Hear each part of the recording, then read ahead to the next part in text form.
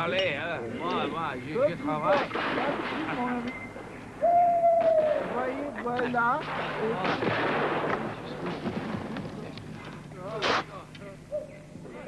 There was a legend that whoever drank from the skull of Nostradamus would inherit his incredible powers.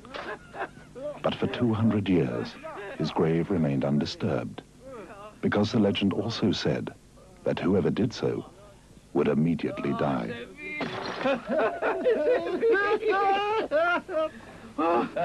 Et vous?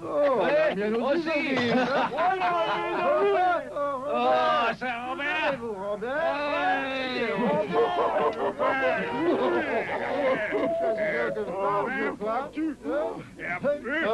One night, at the height of the French Revolution, 3 drunken soldiers set out to test the legend.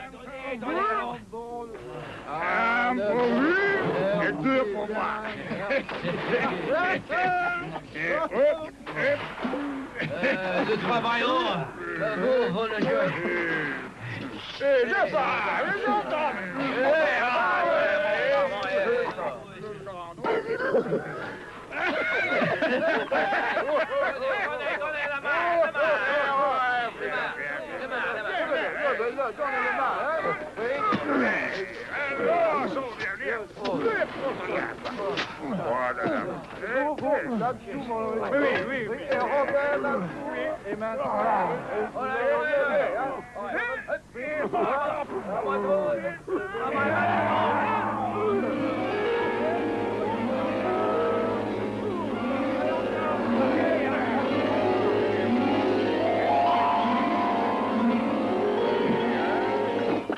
It was not the skeleton that suddenly sobered the soldiers, but the plaque around its neck, with the date May 1791, which could only have been placed there at the time of burial in 1566. Nostradamus had predicted 200 years before the exact date when his body would be dug up.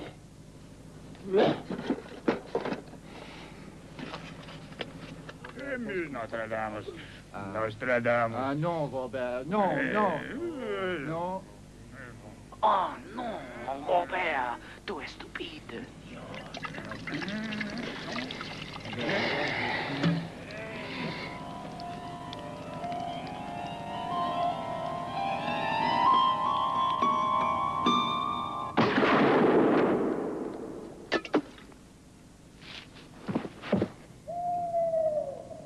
From this 16th century study where I'm now seated, the following predictions and many more were made over 400 years ago by the French physician who attended royalty, fought the plague successfully, yet who rose to his greatest fame as a prophet.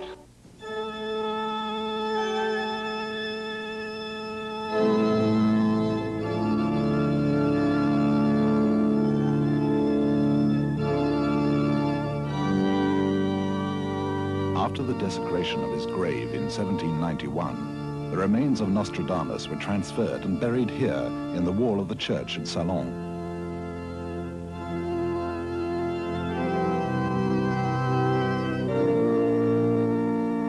This, his final resting place, is only 40 kilometers from the small village of Saint-Remy de Provence, where he was born in the year 1503.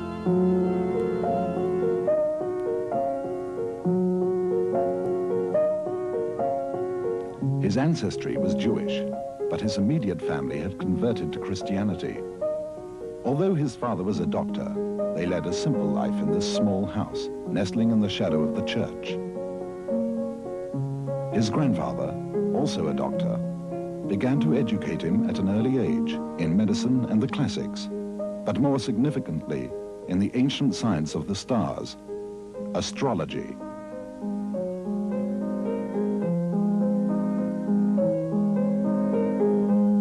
With this rich heritage of learning behind him, Nostradamus moved to the world-famous university city of Montpellier, where he studied medicine at the academy. Here, he amazed his fellow students and teachers with his lectures on astrology. He expounded his theory that the Earth was round, revolving around the sun, 100 years before Galileo.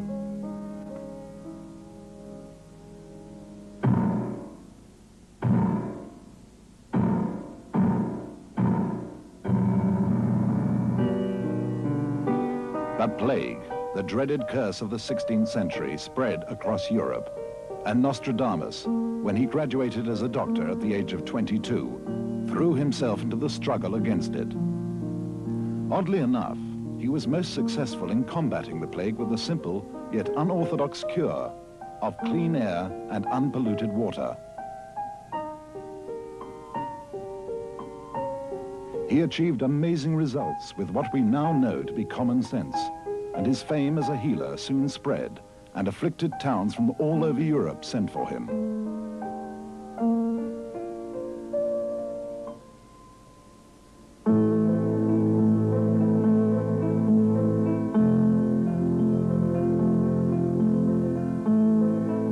But his own wife and 2 daughters he could not save. After they died, Nostradamus was left alone and wandered aimlessly through Europe.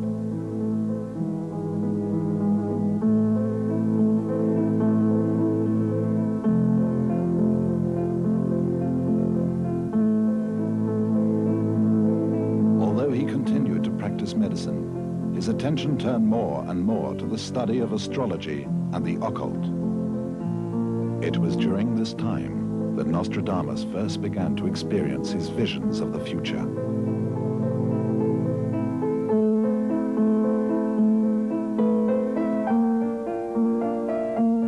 He returned to the south of France and settled here in the small town of Salon, where he remarried and made his permanent home.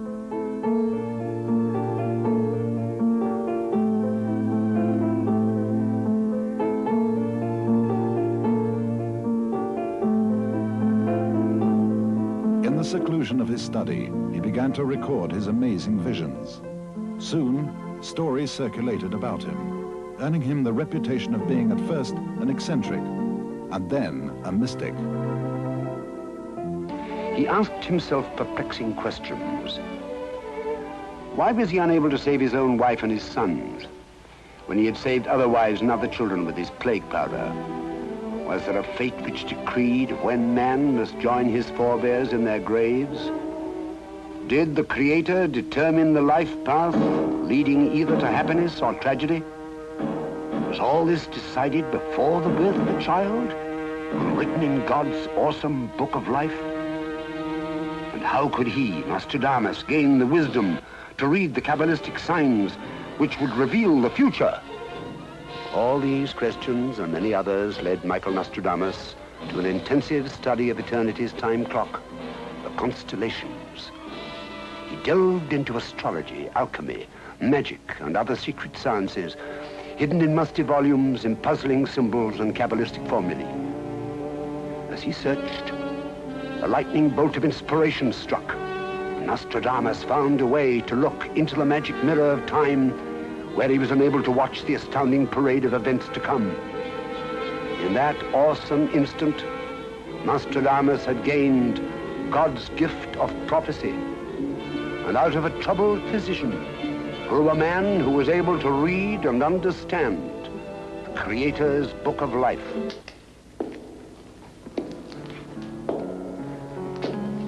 But Nostradamus had embarked on something more important than the entertainment of the nobility.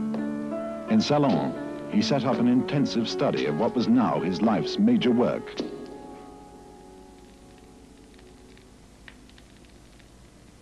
Seated at night in my secret study, alone, reposing over the brass tripod, a slender flame leaps out of the solitude, making me pronounce that which is not in vain. Divining rod in hand is put in the middle of the branches. With water moisten the limb and the foot. Struggling fear, sleeves trembling, heavenly splendor. The divine seats himself nearby. His writings clearly show that Nostradamus was both able to see and to hear these events, almost as if he were present in some future time.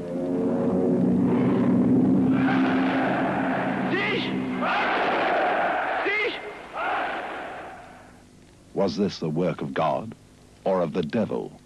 For this was the age of witchcraft.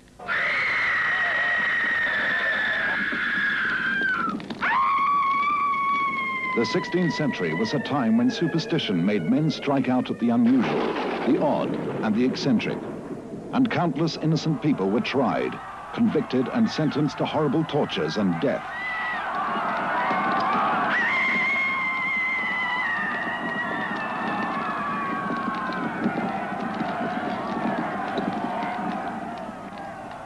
For such a man, for any man, to announce the predictions now tumbling before him was to invite disaster.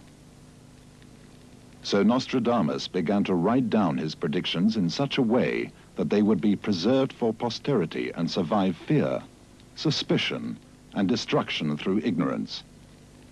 He chose a four-lined rhyming verse, known as the quatrain.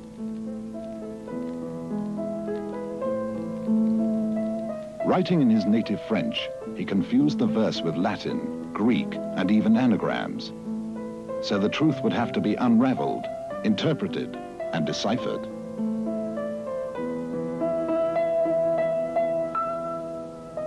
He wrote 1,000 quatrains, dividing them into 10 groups of 100 each, called centuries.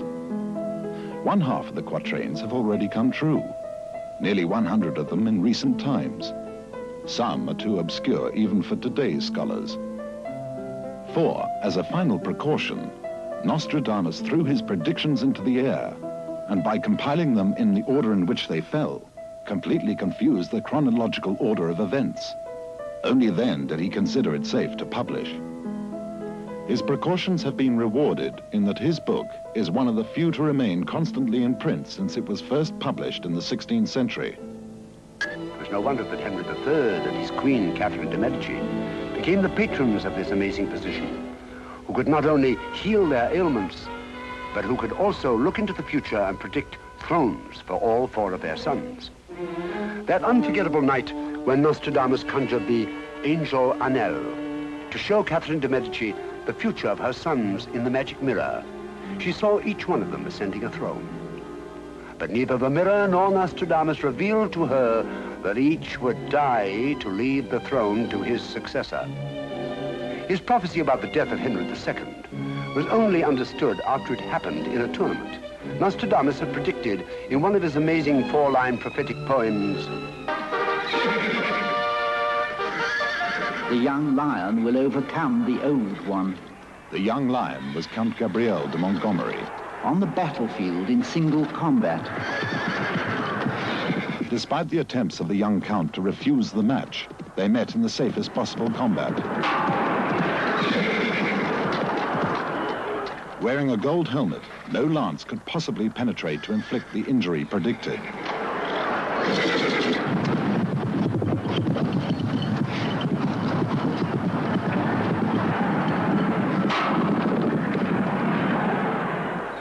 In a cage of gold, his eyes will be put out.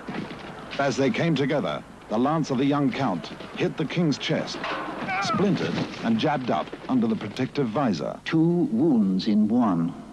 and pierced first his eye and then his brain. And so the old lion really died a painful and cruel death. When a series of his famous quatrains was fulfilled in amazingly accurate circumstances, Catherine de' Medici consulted the magic mirror of Nostradamus often. Catherine's death was another of Nostradamus's rhyming riddles. The lady will remain to rule alone. The unique one died on the field of honor. 7 years she will vent her grief. Then she shall have a long life and a glorious reign. The blood of the just shall be dry in London, burnt by the fire of 3 times 20 and 6.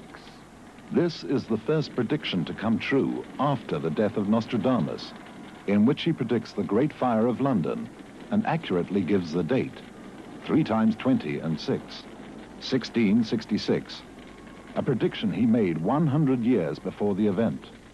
Erica Cheetham, authoress of the current best-selling book on Nostradamus, has devoted most of her life to the study of his prophecies. He writes of the Great Fire, and he also writes in the fire, the extraordinary story was that a lot of people ran to St. Paul's Church for sanctuary, hoping that that would protect them from the fire in London.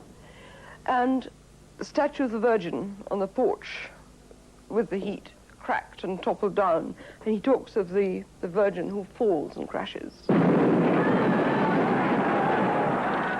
The ancient dame shall fall. Of the same sect, many shall be killed. For the future, idiots without heads.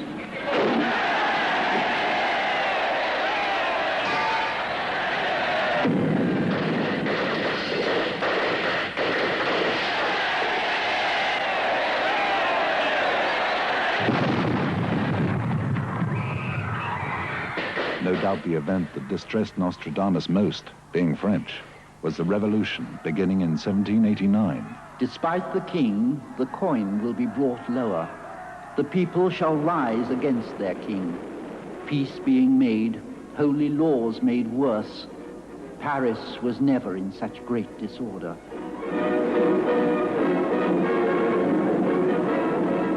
It must have caused him great pain to see the turmoil that was about to befall his beloved France. Yet, with amazing clarity, he predicted events about which he could have had no inkling. Charles Nielsen Gatti, author of They Saw Tomorrow, which includes many prophets, but concentrates strongly on the works of Nostradamus. Whether they were true or not, after the event, a conspicuous example, I think, of this, is the famous verse in which he says that the first elected king of France, which Louis XVI was, would be stopped with his queen, noted for the color white, which Marie Antoinette was, at a village called Varennes in the north of France, and taken back to Paris, the capital, to be executed by a new form of death, which is, of course, remarkable. 1555, that came about in 1791. He was foretelling not only the actual name of the place, Varennes, but also the bringing into being of the guillotine.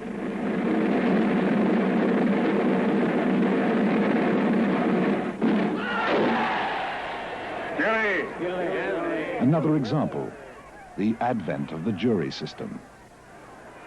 The reign taken, the king will conspire. The lady taken to death by those sworn by lot.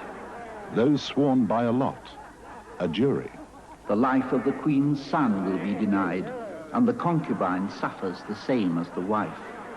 The lady taken to death, Marie Antoinette, and the concubine, Madame de Barry.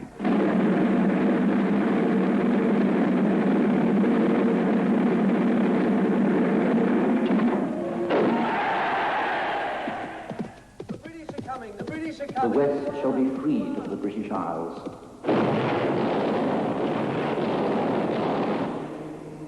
Nostradamus wrote about revolution in all countries. For example, the American War of Independence. The eldest sister of the Britannic Islands shall be born 15 years before her brother, by what is promised her and by help of truth. She shall succeed in the kingdom of balance. By what is promised her, and by help of truth, she shall succeed in the kingdom of balance. The kingdom of balance. This indicates that the Republic of the United States will ensure balance and peace in the world. And there is no doubt that the United States has fulfilled that prediction.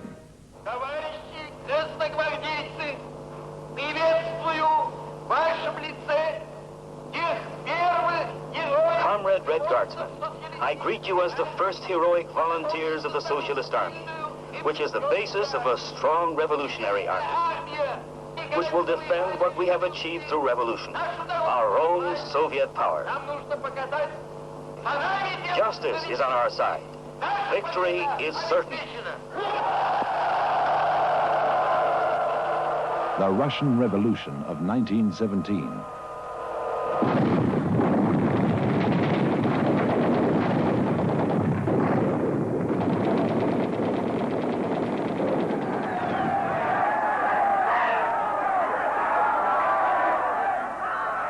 The realm left to two, they will hold it very briefly. 3 years, 7 months will pass in making war. The two Vestals will rebel in opposition. Victor, the latest born in the land of Armenia. Lenin and Trotsky attained power in November 1917. They did not continue the war with Germany for long, but concluded a separate peace in March 1918, exactly 3 years and 7 months after the beginning of the war.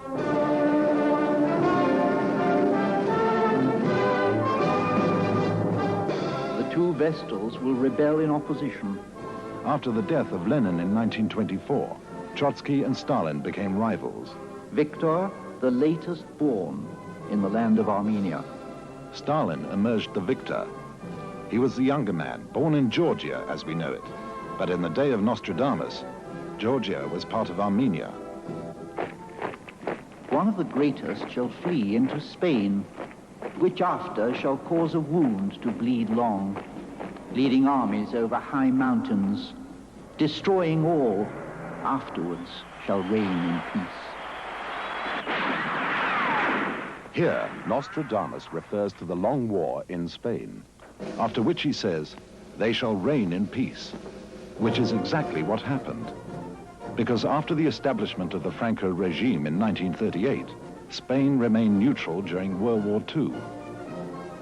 But he went even further. In another quatrain, he actually names Franco. From Spanish Franco shall come the assembly. The ambassador not pleased shall make a separation.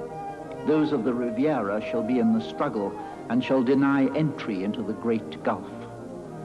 From Spanish Franco, Franco, Franco.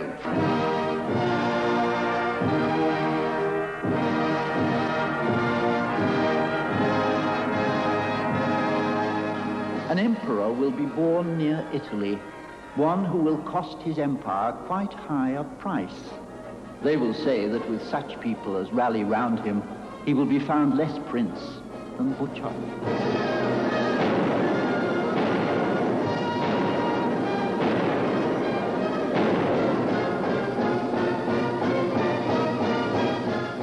This was the first use of the word emperor in association with France. Not only did Nostradamus, living in an age of kings, have to predict their disappearance, but that such a man as Napoleon would take for himself that august title, emperor. And to be born near Italy, in Corsica, was unheard of for a French ruler. From a simple soldier he will attain to empire. From a short robe he will attain the long. Great swarms of bees will arise, such that nobody will know whence they've come.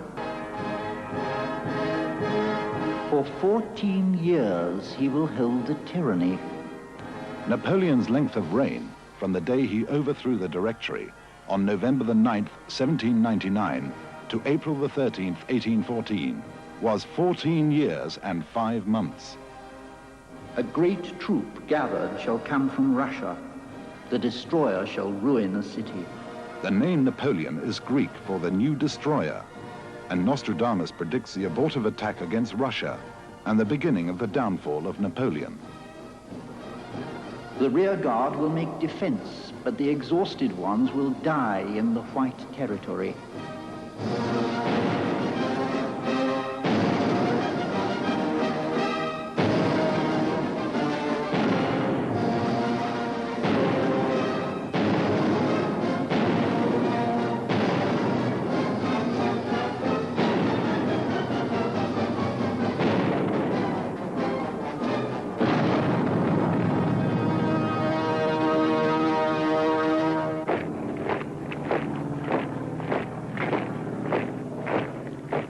Out of the deepest part of the west of Europe, from poor people, a young child shall be born who, with his tongue, shall seduce many people.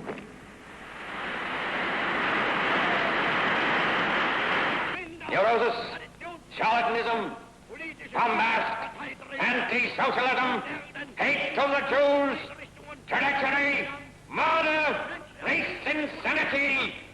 I am the leader of the German people!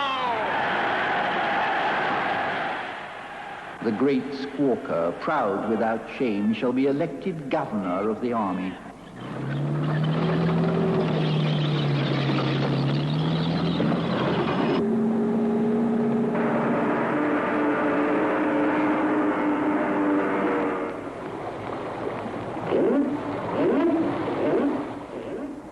captain of great Germany shall come to yield himself by false help to the King of Kings with the help of Hungary, so that his revolt shall cause great bloodshed.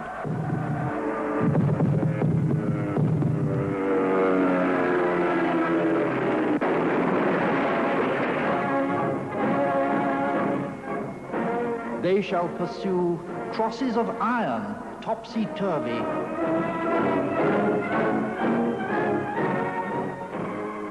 Under the feigned shadow of freeing people from slavery, he shall usurp the people and city for himself.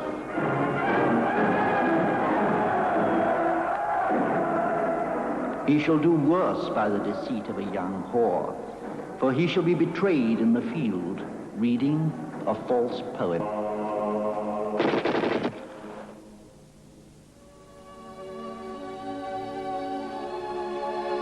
The third premier, worse than ever did Nero, see the spilling of brave human blood. He shall cause the furnace to be rebuilt.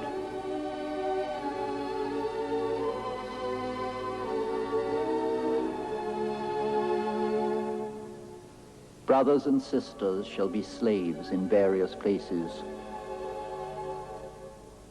They shall go in heaviness, witness their chin, forehead, and nose. The bloody emperor by battle shall make a speech and roast the tongue, the flesh, and the bones. They shall think to have seen the sun in the night, and the hog, half a man, shall be seen. Noise, singing, battles in the sky shall be perceived, and brute beasts shall be heard to speak. Here is another example of how the prophecy only becomes clear after the event. It could be said that Nostradamus himself does not quite understand what he is seeing here. It would be difficult to conceive in 1560 that one day man would fly and wear oxygen masks. So he describes the vision: half hog, half a man. Take cover.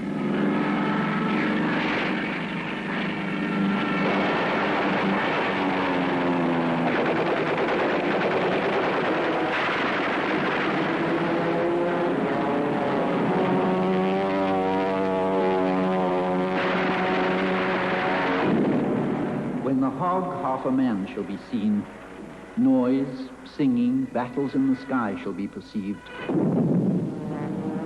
and brute beasts shall be heard to speak.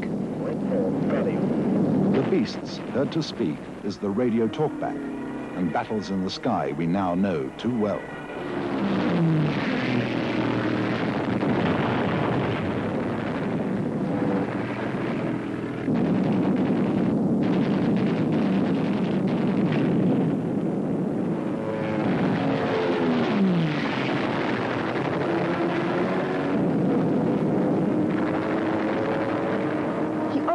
Machinery in a very strange way. He understood aeroplanes, he understood flying in the air, he understood ships that went underwater full of men, and all these things, which was very, very strange. He was writing in 1555 odd, at the latest.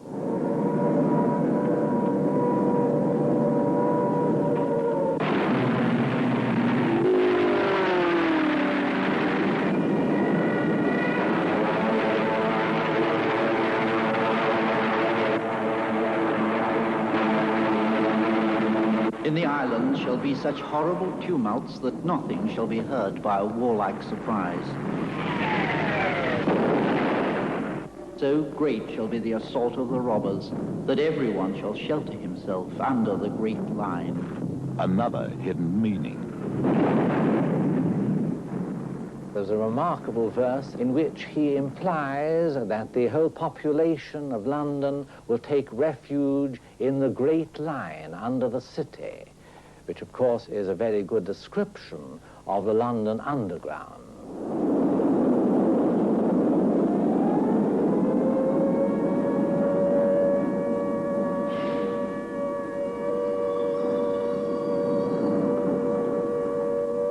And he says that living fire in globes will descend upon the city and light it up so that it can be destroyed. It seems almost as though he had an indication of what incendiaries would be like. and what their use would be to light up the target for the bombers.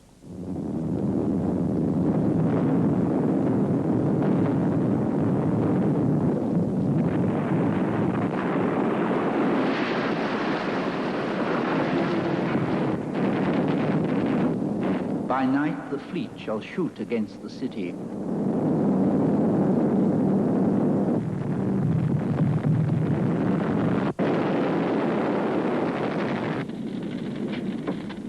The city shall be on fire, the enemy shall be favorable to it.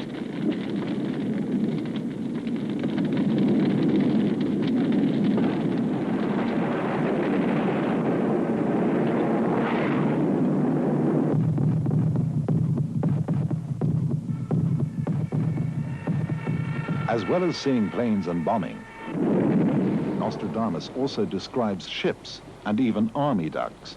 When the fish that is both terrestrial and aquatic, by a strong wave shall be cast upon the shore.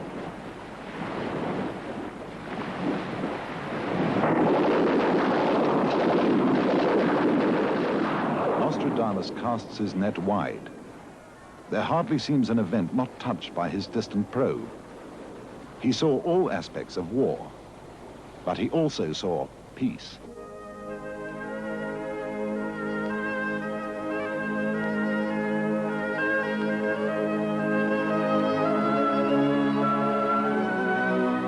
The scourge being past, the world shall be made smaller. Peace for a long time.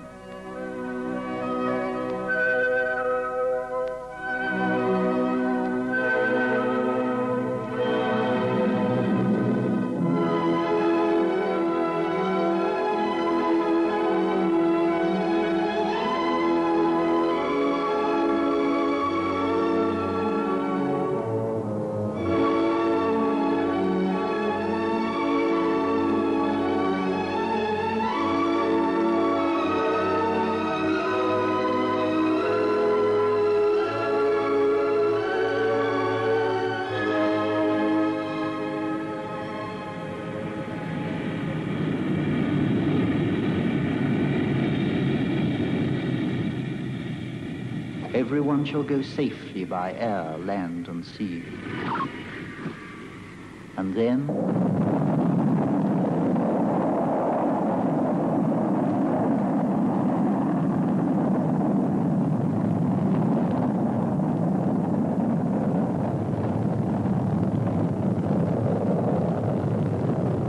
he will come to take himself to the corner of Luna, where he will be taken and placed on a strange land.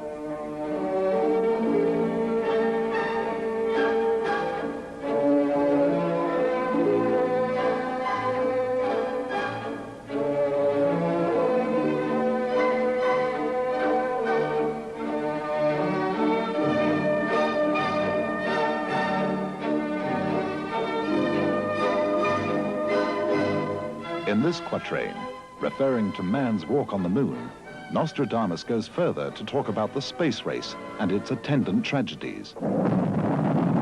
The unripe fruit shall cause great scandal, great blame. During the space race, both the Americans and the Russians lost lives in accidents, in many cases attributed to the rush to launch men into space prematurely. As Nostradamus so aptly puts it, the unripe fruit.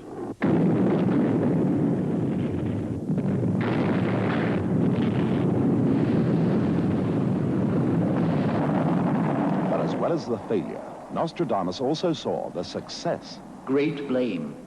To the other, great praise.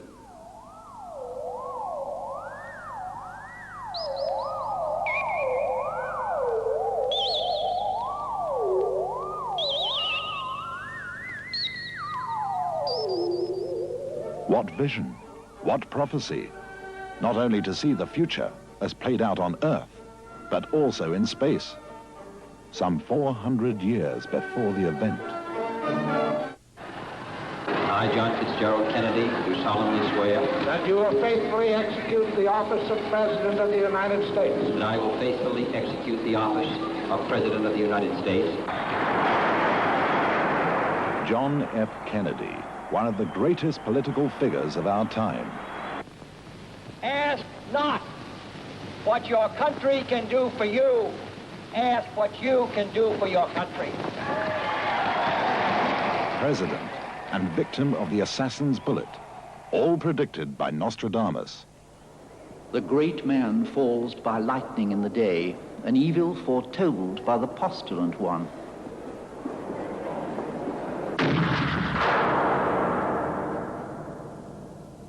According to the forecast, another falls in the hours of the night.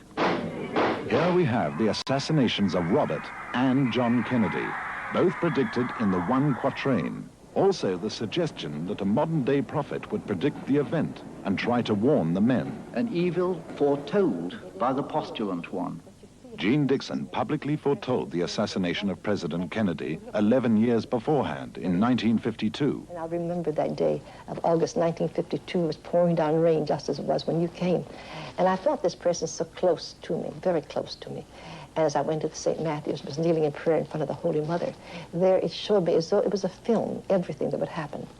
And it even showed me that the president would be seated, he'd be Democrat, and assassinated in his first term. Now that was a revelation, that was a prophecy, that would not change. Well, it's interesting that Jeane Dixon, like Nostradamus, used a trance method of seeing into the future.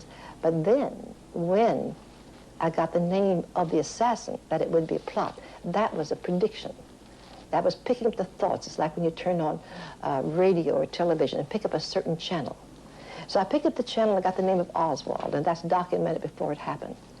And as I recall, I tried many ways to get to the president. And I thought, well, the best way and the easiest way was to go to Kay Haley. Kay Haley was a very, very close friend of the president's. In fact, knew the father long before Jack was born. And I asked her, would she go to the White House and intercede for me, and ask the president not to go to the Southwest? And his trip had not been announced publicly. She said, Jeane, what trip? I said, Kay's a trip to the Southwest, to Texas. And she promised to go to the White House and intercede for me, and she did go. Just as Jeane Dixon's warning was ignored, so too was that of Nostradamus, even though in quatrain 37 of the 6th century, he writes with incredible detail of the controversy that would arise over who was actually guilty. The ancient work will be accomplished. From the roof, evil ruin shall fall onto the great man. Being dead, they will accuse an innocent of the deed, the guilty one hidden in the misty woods. Lee Harvey Oswald was arrested for the murder of President Kennedy and was himself assassinated before trial. This is the basement floor of the Dallas City Hall, and that's a scuffle on the basement floor. It seems to concern photographers. It was initially accepted that he was the only one responsible, but new evidence has not only suggested that others were involved, but indeed that Oswald himself might not have fired the fatal shot.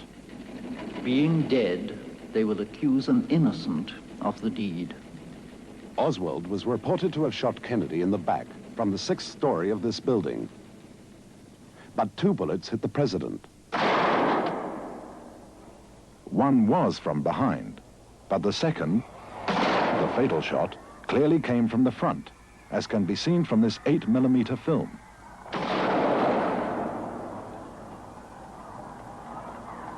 The only possible position for an assassin to be concealed in front of the car at that moment was this clump of bushes known as the grassy knoll. It is believed that this film actually shows the outline of a man and a rifle, here arrowed, concealed in the bushes. And Nostradamus says, the guilty one hidden in the misty woods. Much controversy still surrounds the now infamous Warren Report. Accusations of guilt have come from all levels, and many strange events have occurred since. Many questions have remained unanswered, but the one thing that does seem certain is that Nostradamus obviously had an incredible insight into what really happened.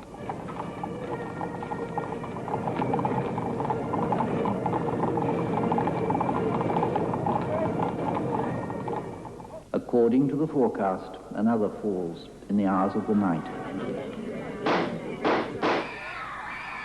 Robert Kennedy was assassinated on the night of June the 5th, 1968. And here again, Nostradamus refers to a warning of the event. And I was asked, would Robert Kennedy win the election? Will he be our next president? My reply was no, that Senator Robert Kennedy will never be president of the United States unless he withdraws his candidacy and does not run again until 1976, because 1976 is his timing, that he's rushing it, and that he would be assassinated, and I said it would be right here in this room. I said he would be carried away in his own blood.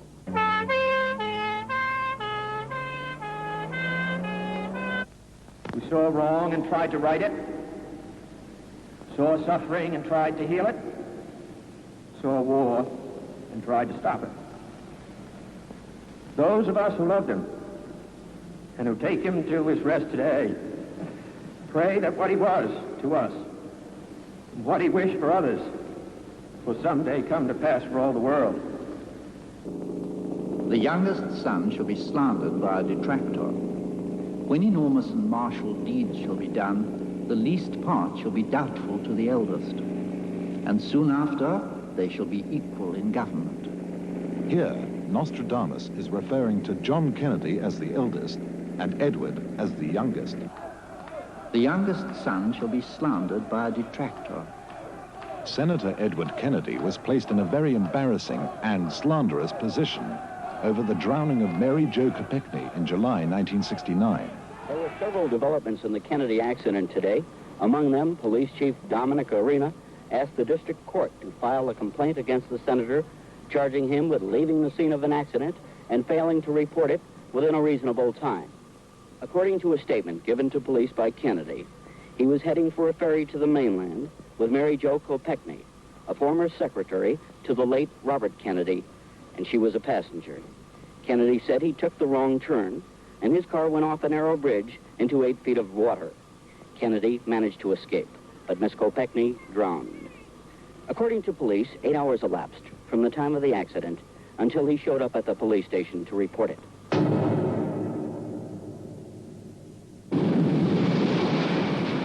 When enormous and martial deeds shall be done, the least part shall be doubtful to the eldest. Many people were very doubtful of President John Kennedy's stand in the Cuban crisis, and particularly over the infamous Bay of Pigs incident. En Guantánamo, son descarados. Y hoy evacuamos los familiares de los militares ahí. It shall be the policy of this nation to regard any nuclear missile launched from Cuba against any nation in the Western Hemisphere as an attack by the Soviet Union on the United States, requiring a full retaliatory response upon the Soviet Union. Fortunately, a world war was avoided, and John Kennedy proved the value of his decision, which brings us to the last line of the quatrain.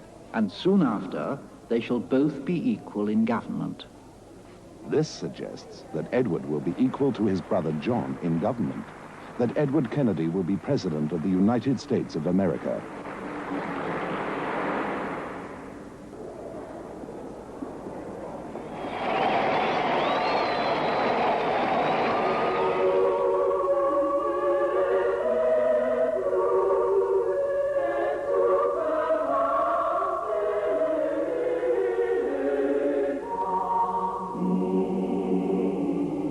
The popes and the Catholic Church play a prominent part in the writings of Nostradamus, and there is no doubt that he makes a great appearance of being a devout believer. But there is a counter-suggestion that he was, in fact, masquerading as a Catholic to avoid the persecution and bigotry of the times. I think a lot of this was done to placate the authorities and allow the book to be published, because you must remember that in long before the book came out, in 1540-odd, he made a remark at some dinner party that he was attending, and he was then chased by the Inquisition and asked to attend them at Toulouse for, in fact, a summary trial. He then ran to Italy and stayed there for 10 years till it calmed down. And once you were wanted by the Inquisition, you didn't take that thing like that lightly. Doris Collins, noted English medium, claims to have actually made contact with Nostradamus, who said on this matter, I was born a Jew, and although I changed my religion It did not alter the fact that I was born a Jew. Through the death of the very old Pope will be elected a Roman of good age. It will be said of him that he dishonors the Holy Seat, but he will hold it long and with fierce courage. The very old Pope could be Pius XI, who died at the age of 82 years. His successor to the throne in 1939 was Pius XII. A Roman of good age. Pius XII was 63 when elected. The reference made by Nostradamus to his dishonoring the Holy Seat may suggest the opinion of many that the Pope's association with Mussolini and Hitler during World War II, when he did not stand against the Nazi atrocities, brought the papacy into disrepute. But he will hold it long and with fierce courage. But after the war, the reputation of Pius was restored by his leadership and his long reign. From 1939 to 1958, a total of 19 years. When the tomb of the great Roman is found, a pope will be elected the next day. He will not be approved of by the Senate, poisoned, his blood in the sacred chalice. The tomb of St. Peter was finally consecrated in St. Peter's Basilica during the reign of Paul VI. When he died in 1978, the next pope elected was John Paul I. A pope will be elected the next day. He will not be approved of by the Senate.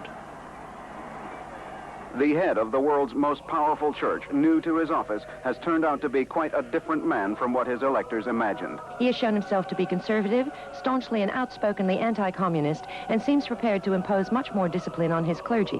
One night, he meets a series of cardinals, dines with 2 others, and sees 2 more before retiring. The following morning, he is found dead in his bed. The brief official announcement says he died of a heart attack.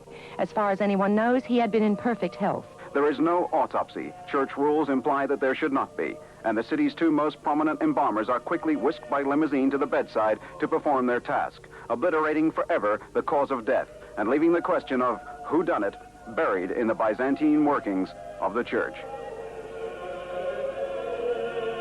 There were rumors he was not found at the right time and people should look to him. He was dead in his bed. Well, Nostradamus says that he was poisoned because the cardinals decided they had made the wrong choice and wanted another person in their place. That's quite a statement. It's quite a statement. I appreciate it. If your libel lawyers have to get it right, that's fair enough. But that is in the prophecy, it's quite genuine there. He that shall be covered with a great cloak shall be induced to commit some great act. The 12 red ones shall soil the tablecloth. Under murder, murder shall be committed. Saint Malachy, an Irish bishop of the 12th century, devoted his visionary powers to the future of the Roman popes. He predicted 112 popes from the year 1143, using symbolic and characteristic titles to describe each pope. According to St. Malachy, our present Pope, John Paul II, is Pope number 110. Pope 111 is described as Olive's Glory, and Pope number 112, Peter the Roman, the last of St. Malachy's popes. He writes, "During the last persecution of the Holy Roman Church will reign Peter the Roman, who will tend his sheep amidst numerous tribulations. These having passed, the city of 7 hills will be destroyed, and the stern judge will judge his people." 1. John Paul I, 3 weeks. 2. John Paul II. 3. 4. St. Malachy's last Pope of Rome, Peter. 5. Another Pope, but not in Rome, and that Pope will be elected within 17 years from 1978.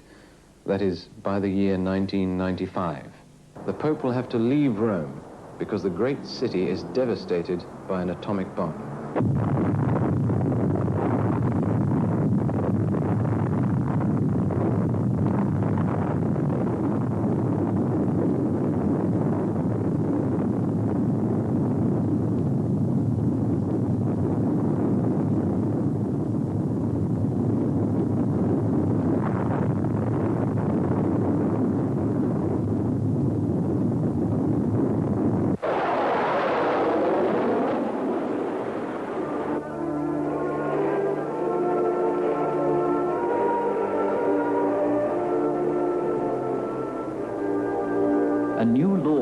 will occupy a new land around Syria, Judea, and Palestine. Here, Nostradamus is referring to the creation of the Israeli state. But he goes much further than that.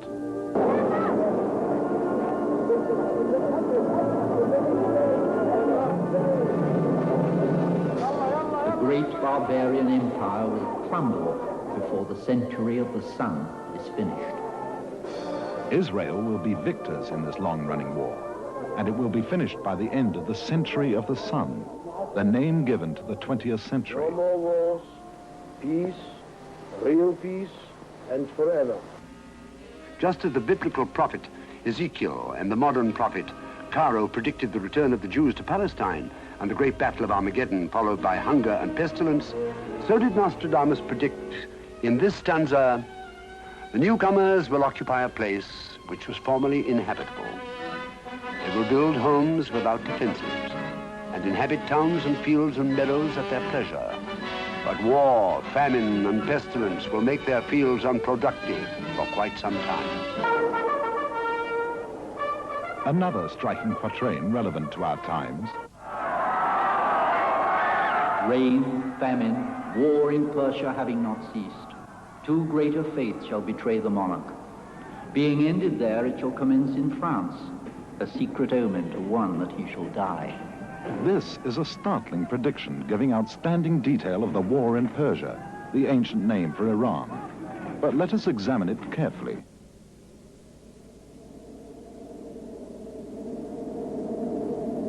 Two greater faiths shall betray the monarch.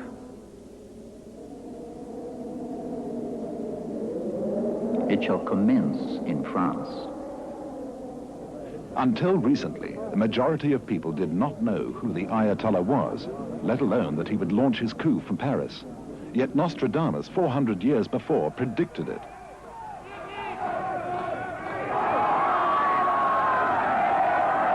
Within weeks of leaving Paris, the Ayatollah had completed a total political and cultural revolution in Iran. In several of his quatrains, Nostradamus predicts an Arab invasion of Europe. The Oriental shall come out of his seat, shall pass over the Apennines mountains and see France, shall go over the air, the waters and the snow, and shall strike everyone with his staff.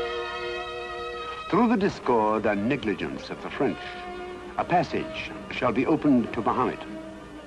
The land and sea of Italy shall be bloody, and the harbor of Marseille shall be covered with sails and ships.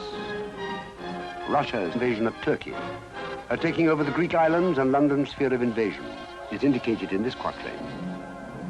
The endeavors of the North shall be great. Upon the ocean gate, the Dardanelles, shall be opened. The kingdom in the island shall be re-established, and London shall quake in fear of discovered sails. Nostradamus, we now realize, predicted the bombing of London as accurately as the German World War II bombs hit their targets. The dart of heaven shall make his circuit. Rockets will strike. Some shall die speaking, so unexpected. It will be a great execution. Like a stone crashing through a tree, so shall the fierce people be humbled. Through the noise of a human monster, atom bombs, will come the purge and expiation. A frightening quatrain indicating the sinking of entire countries seems to have a parallel in the predictions of the coming earth changes made by a modern prophet, Edgar Cayce. Nostradamus states it like this. A great mountain encompasses 7 stadia. After peace, war, famine, and inundation, it shall roll a long way, sinking many countries, even long-established kingdoms and their great foundations. In another quatrain, Nostradamus describes Napoleon as tête rasée, which means the shaved head. This was an apt description. The French kings had all long hair. Napoleon was the first French ruler to wear his short.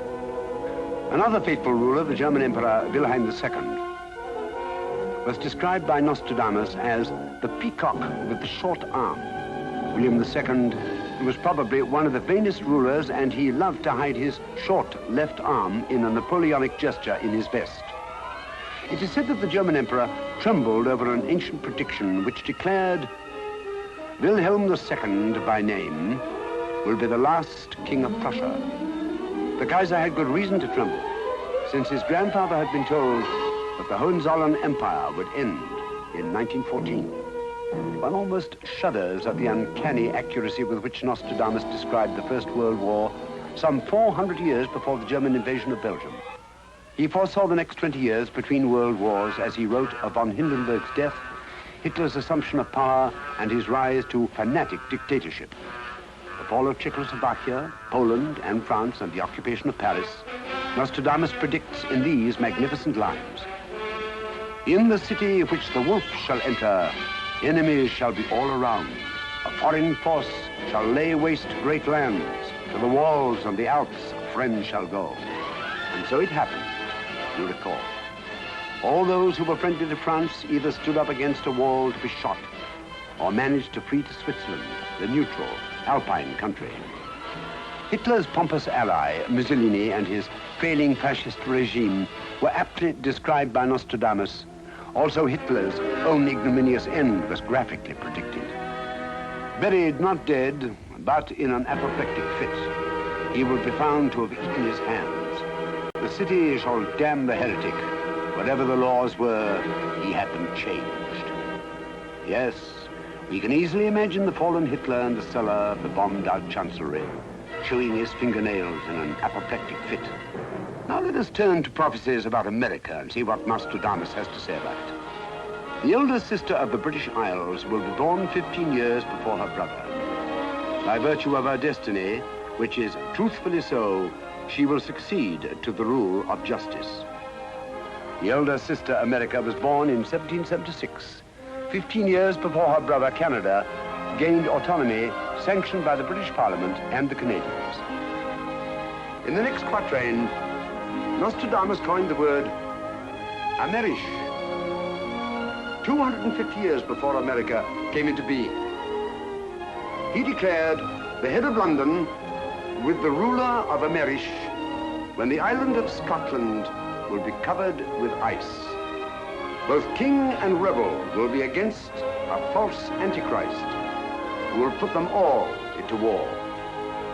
This happened in December 1941, shortly after Pearl Harbor, when Hitler, the false antichrist, put both the king, England, and the former rebel, America, into the war. Roosevelt's appearance on the stage of history is predicted in this quatrain. Of the aquatic triplicity, England, France, and America, will be born one, who will make Thursday his holiday.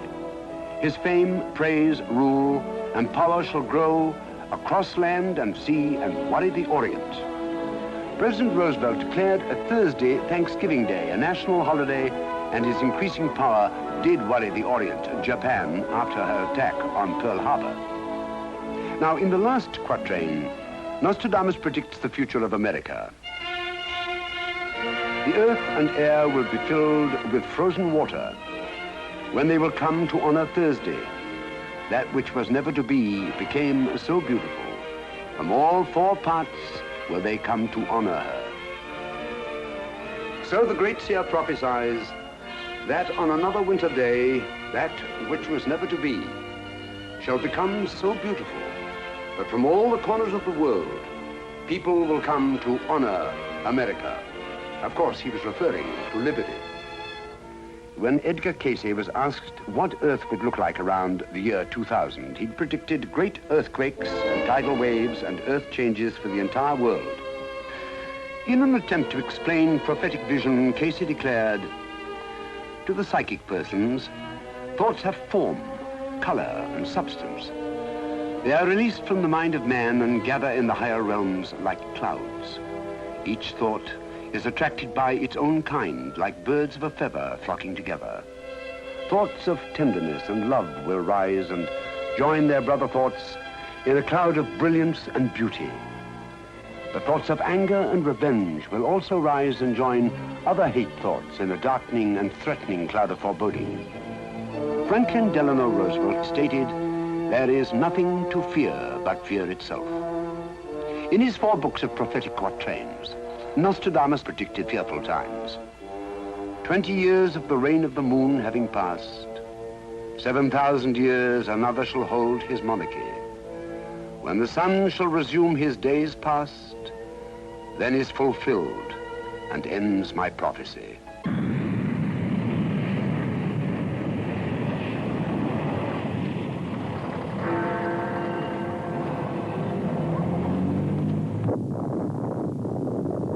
One that shall cause the infernal gods of Hannibal to live again, the terror of mankind.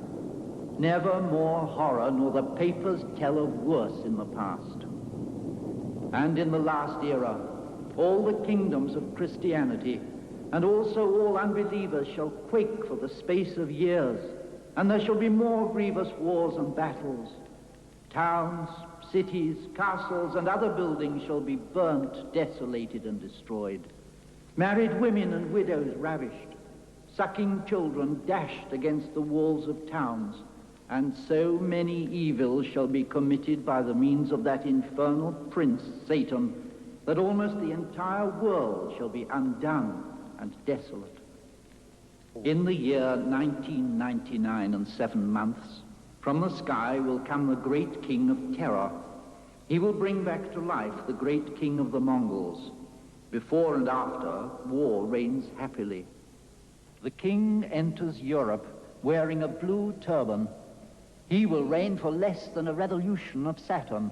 The king with a white turban, his heart banished to Byzantium, Sun, Mars, and Mercury near Aquarius.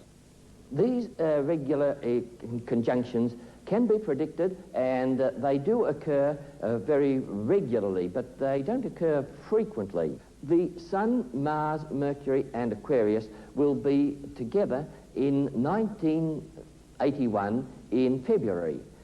Actually, on the 4th of February, the moon will be passing in front of the sun. We'll get an eclipse of the sun.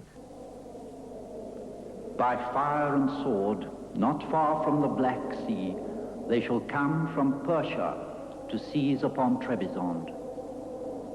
The kingdoms of the church will be overcome by the sea. Towards Persia, very near 1 million.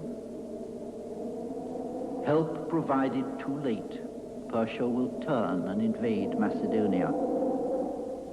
France by neglect shall be assaulted by 5 sides. Tunis and Algiers shall be stirred by the Persians.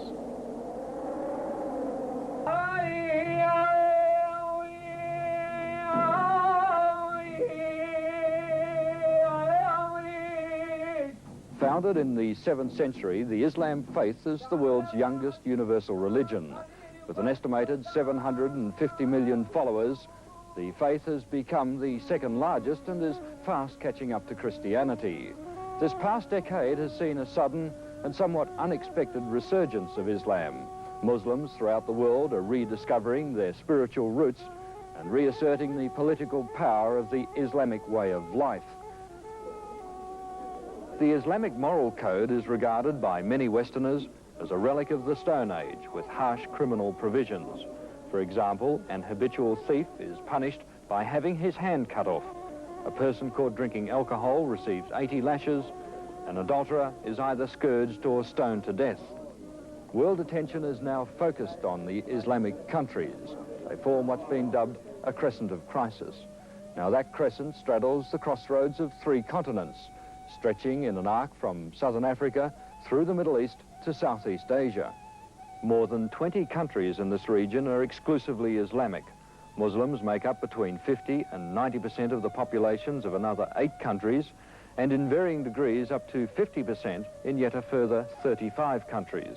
Interestingly, the Soviet Union, with 50 million Muslims, has the world's 5th largest Islamic population after India, Indonesia, Pakistan, and Bangladesh.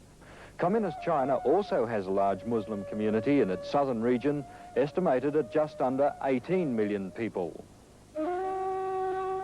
The crescent of crisis, as the name implies, contains most of the world's trouble spots.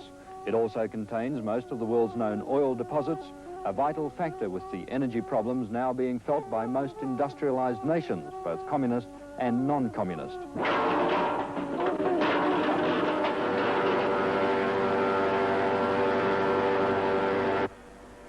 It's the importance of this factor that's given added impetus to the Islamic revival, the realization by Muslims that the major powers have become increasingly dependent on them for their very existence.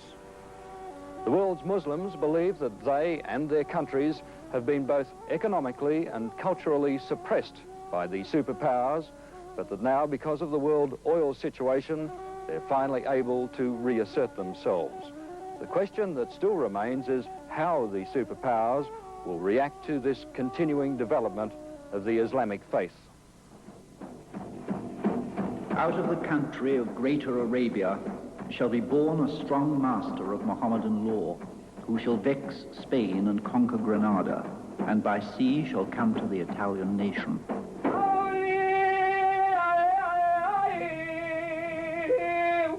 Dr. Donald Brennan, director of the Hudson Institute in New York, is advisor to the American government on international power play and nuclear armaments.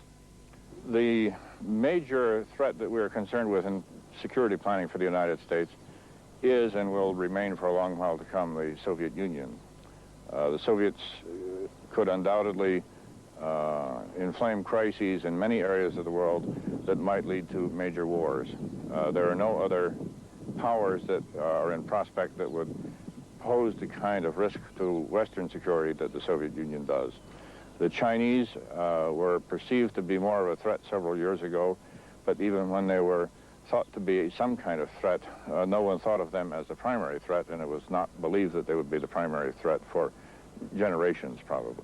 The possible threat from countries in the Middle East, whether Iran or the Arabic countries, is primarily an economic one in the near term, in that these countries control much of the world's supply of oil, and that can become an important security threat. Apart from that problem, because in part of the importance of oil, the Soviet Union is very active in becoming involved in the Middle East, and the Soviets might very well participate in some Middle Eastern crisis in some way that might very realistically lead to a war. A combination of Islamic manpower with Russia's nuclear capacity. It could prove disastrous to the West, and as Dr. Brennan suggested, such a combination is quite possible.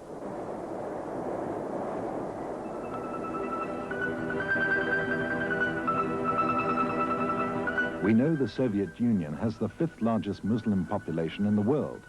Yet another reason why the two countries could combine. Also, surprisingly, Nostradamus even indicates that there might be a change in southern Russia, involving a split and even a decline of communism. The Moorish law will be seen to fail, followed by another that is more pleasing. Boris Danes will be the first to give way through gifts and tongues to another more appealing. That could mean the end of communism. There is a reference to the river Borysthenes, which is the Dnieper in southern Russia. It says that Borysthenes will fail. That means Dnieper will fail first. Respectively, the southern Russia will fall first. Now, as we know, in southern Russia, there is a great influence of Islamic religion. And this may mean that to the people who live in southern Russia, the Islamic doctrine will prove more seductive than communism. The old will hold strong, then removed from the scene. Then all things common among friends put far behind.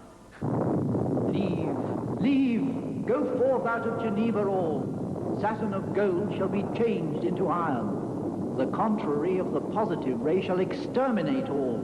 The contrary of the positive, which shall exterminate all. This could only be a reference to the chain reaction involved in nuclear fission, in which the balance of positive and negative particles of the atom are bombarded by additional neutrons.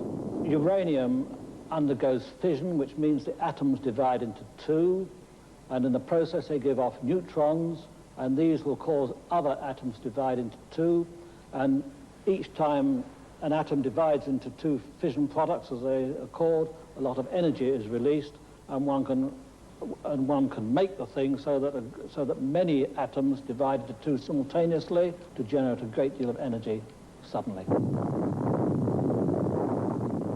From hidden fires a great place burns with heat. Little rain, a hot wind, wars and rains. It increases the temperature of everything in that region, and of course they start to burn in the atmosphere. So it's the main devastation is as a result of widespread fires, all taking place simultaneously. Before it happens, the heavens shall show signs. In the year that Saturn and Mars are equally fiery, the air is very dry, a long meteor. Nostradamus clearly suggests here that there will be signs in the sky and warnings, a long meteor. Of people and beasts shall be a horrible destruction. Blood, thirst, famine, when the comet shall run. Well, Halley's Comet is the most spectacular of the comets. It's a very big comet, and it's due in 1986.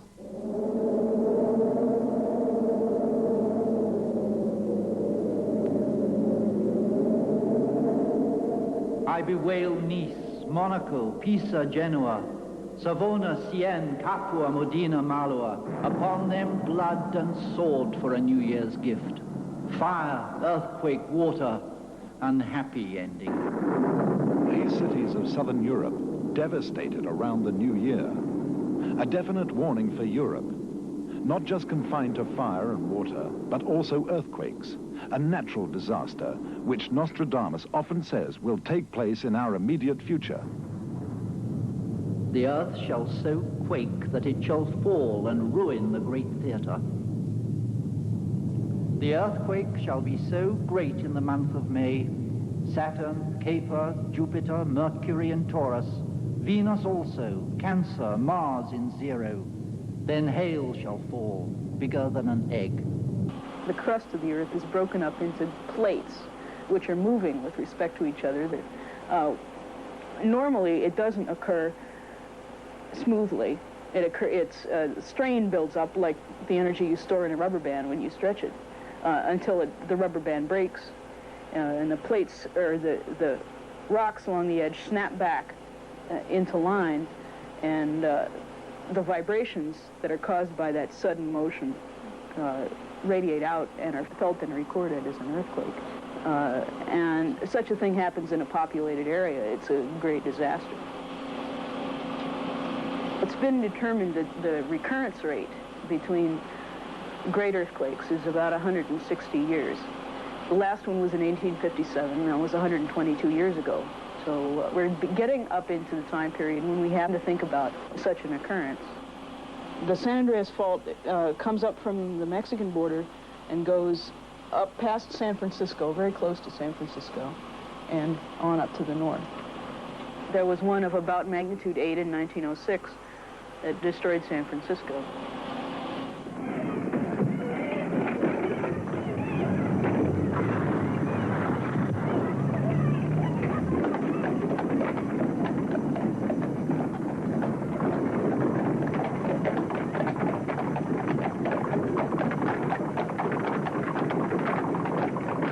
Are still moving, and only a certain amount of strain can be held up there. It will happen again.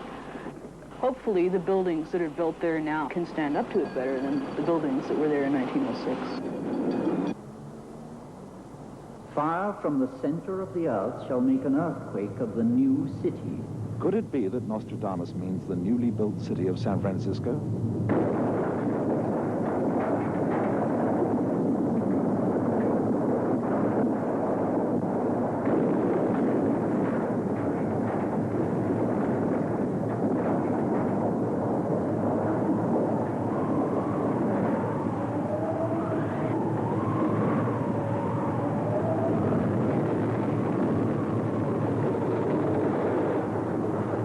He is convinced that America will be shaken by an earthquake, and he even says it will go as far north as to shake New York.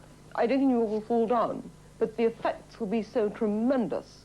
And this earthquake he repeats again and again and again. And further to that devastation, there is famine. The great famine do I see drawing near, turning from one way to another, and then becoming universal. So great and long, that they shall come to pluck the root from the wood and the child from the breast. A famine so bad that it leads to cannibalism. The bushel of wheat shall rise so high that man shall be a man-eater.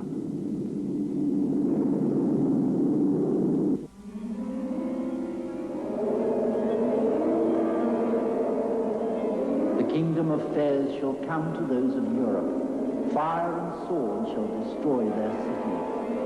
The great one of Asia by land and sea with a great army, so that blues, greens, crosses, to death he shall drive. Tears, cries and wailing, howls and terror, an inhuman, cruel heart, black and cold. Lake Geneva, the islands, the main people of Genoa, blood pours, hunger for wheat, mercy to none.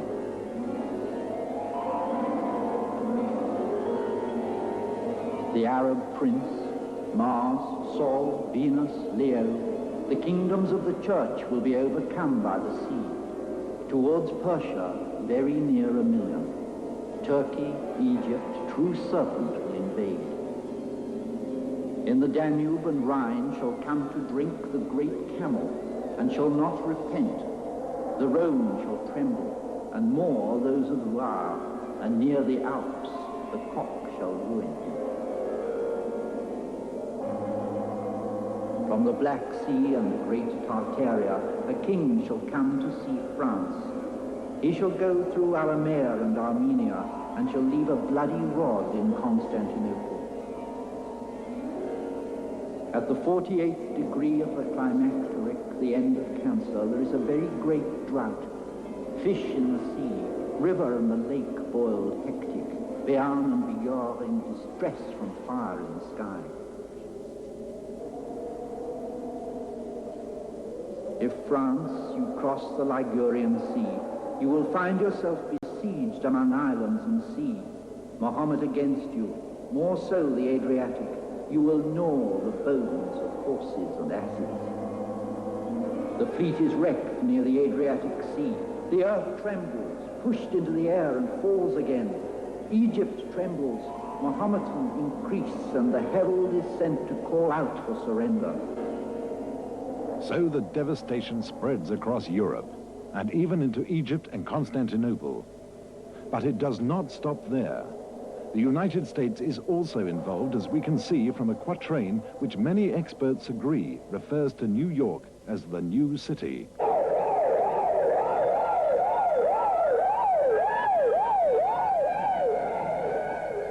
Garden of the world near the new city, in the way of the man-made mountains, shall be seized on and plunged into a ferment, being forced to drink sulphurous, poisoned waters.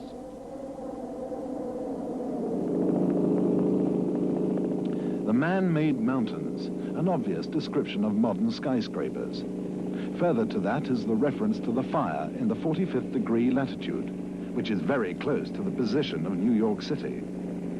The sky will burn at 45 degrees. Fire approaches the great new city. Immediately, a huge scattered flame leaps up.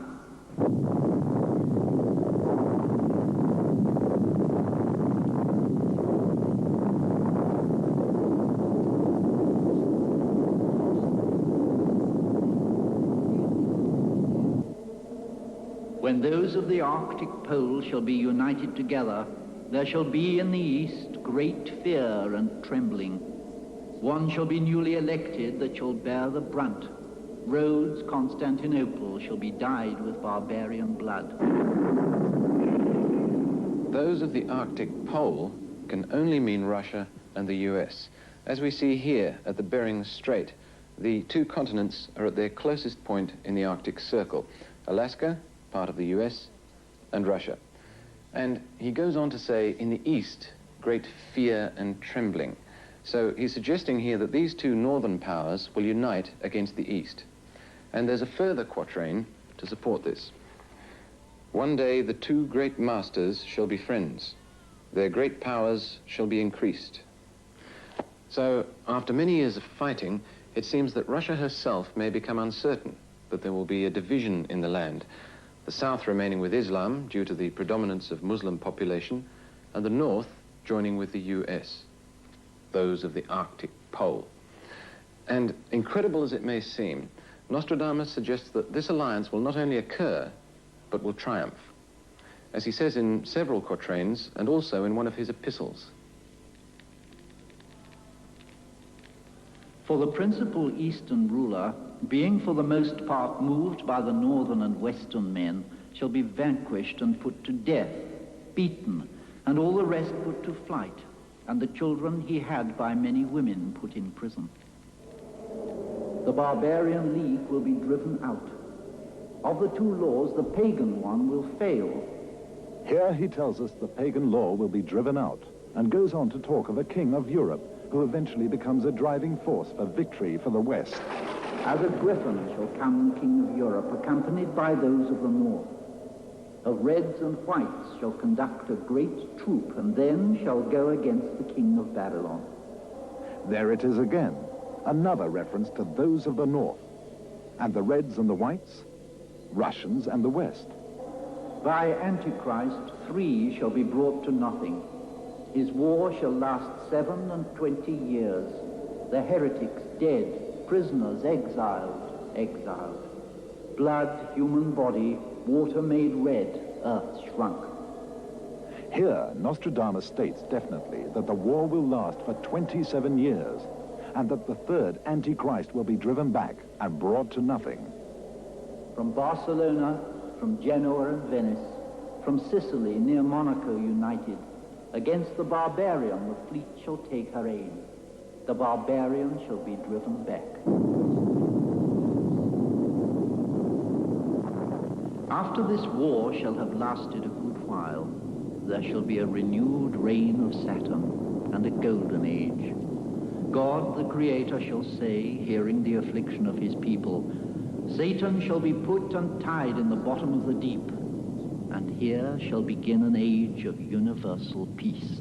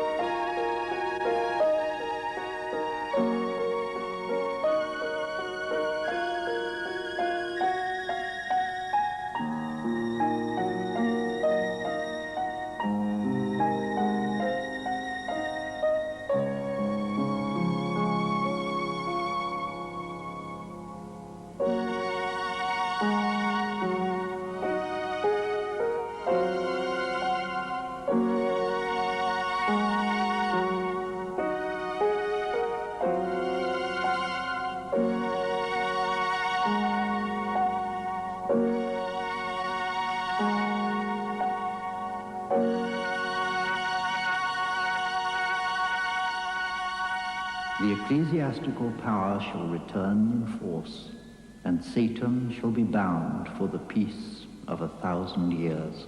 Nostradamus predicted fearful times. 20 years of the reign of the moon having passed, 7,000 years another shall hold his monarchy. When the sun shall resume his days past, then is fulfilled and ends my prophecy. And the last quatrain describes this end graphically. For 40 years, the rainbow shall not appear. For 40 years, shall it be seen every day. The parched earth shall wax drier and drier, and then the great flood shall appear. But man has always survived on his hope for the future. He constantly imagines and plans a brighter tomorrow and hitches his wagon to a star. Great comfort is given us through hope and faith, in the belief that the future, the truth of tomorrow, can be changed through brighter thoughts and brighter deeds. Mankind can change prophecy. Our future could be peace and abundance for all nations, not war and destruction.